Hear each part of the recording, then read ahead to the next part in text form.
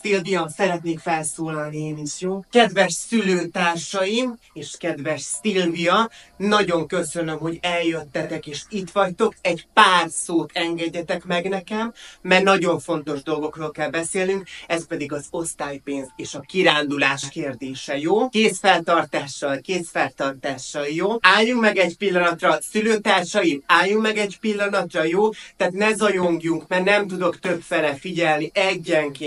Igen, a maga gyereke fontosabb, mint az övé. Anikó, szerintem maga maradjon csöndbe, jó? Mert azzal a hatalmas hobbiterepjáróval állandóan elállja a járdát, jó? Nem fogom eltűrni azt, hogy az én gyermekem úgy jöjjön haza az iskolából, hogy szomorú, mert nem mentek osztálykirándulásra maguk miatt. Nem osztottam magának lapot, jó? Nézze, Krisztina, ne vágjon a szavamba! Itt mindenkinek vannak problémái, jó? De ezt a pénzt azért fizetjük, hogy a gyerekeinknek jobb legyen. 4 éve én vagyok a szülői munkaközösség elnöke, és ilyen rossz csoporttal még nem találkoztam. A szívem megszakad.